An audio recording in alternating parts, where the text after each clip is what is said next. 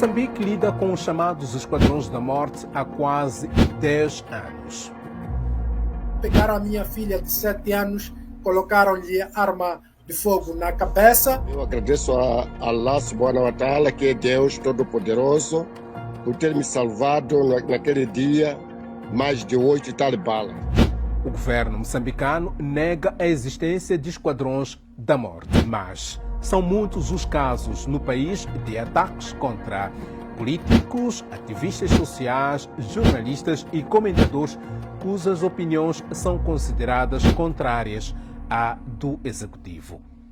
Esquadrões da Morte é uma expressão usada para descrever grupos armados que silenciam ou tentam silenciar essas vozes. O ativista social Gamito dos Santos diz que em 2023 foi um dos alvos destes Esquadrões da Morte na sua residência na cidade de Nampula, norte de Moçambique. Uma ação tão rápida, eles entraram, pegaram a minha filha de 7 anos, colocaram-lhe arma de fogo na cabeça e uma katana ao pescoço, colocaram o meu filho, na altura tinha 2 anos de idade, também colocaram-lhe como refém com uma arma de fogo.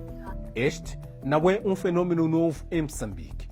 Segundo o Centro de Democracia e Direitos Humanos, CDD, estes grupos eram usados no passado para fazer a chamada queima de arquivos, ou seja, eliminar pessoas envolvidas em esquemas de corrupção e com informações sensíveis sobre o governo. A partir de 2015, os alarmes soaram mais alto no país. Vozes tidas como incômodas ao partido no poder têm sido ameaçadas, espancadas e até assassinadas. A lista de alvos é longa.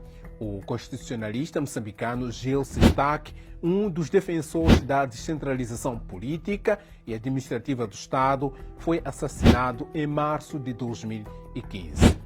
Poucos meses depois, o jornalista Paulo Machava foi morto a tiro no coração da capital moçambicana, Maputo. Ele estava a organizar, na altura, uma manifestação pacífica contra o julgamento de colegas acusados de atentar contra a segurança do Estado. Em outubro de 2016, o ex-deputado da Renamo e membro do Conselho de Estado, Jeremias Pondeca, foi morto a tiro.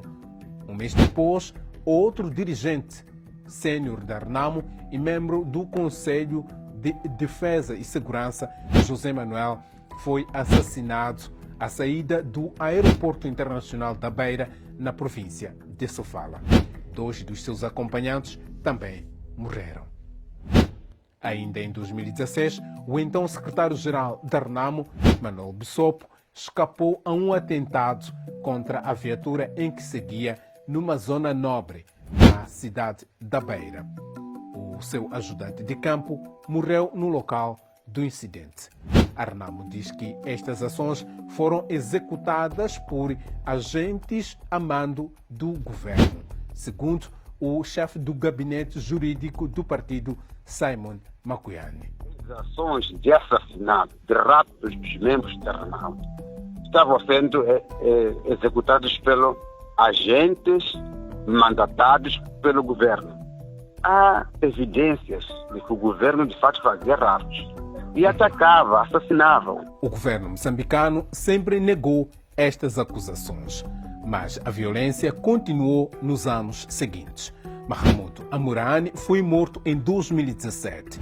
O ativista e observador eleitoral Anastácio Matavel foi morto em 2019 em plena campanha eleitoral. 6 agentes do GOI, ou seja, Grupo de Operações Especiais, foram condenados por envolvimento no caso.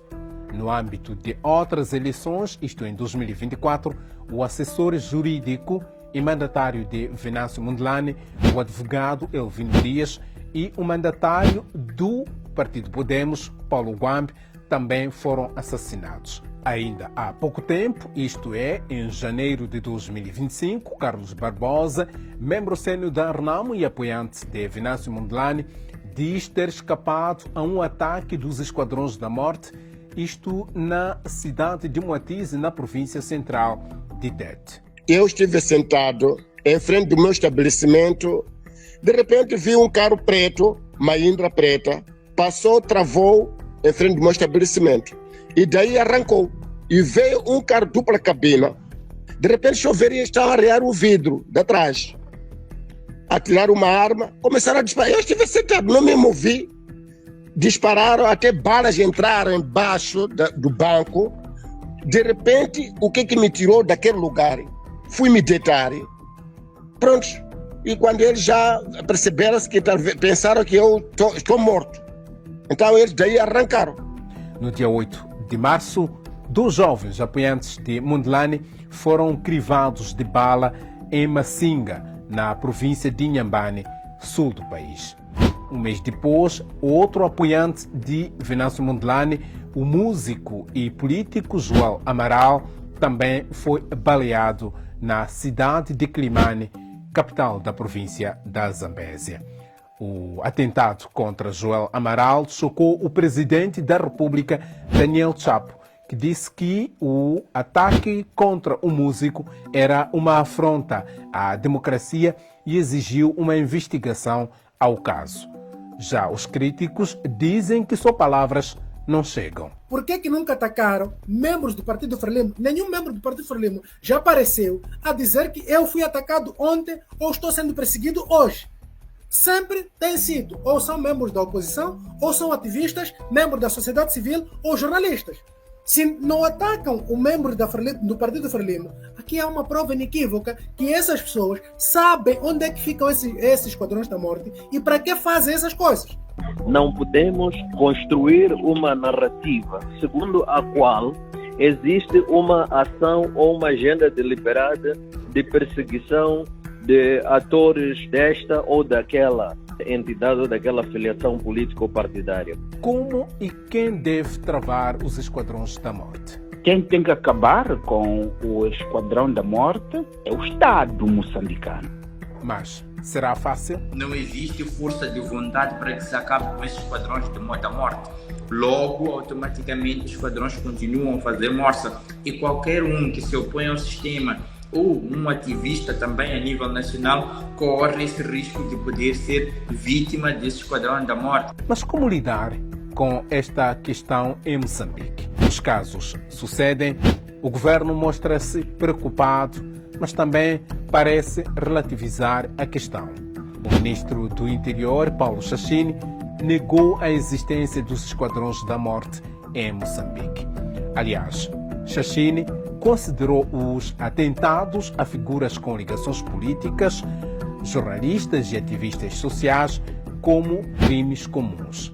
E o desafio também é que, até hoje, a impunidade persiste.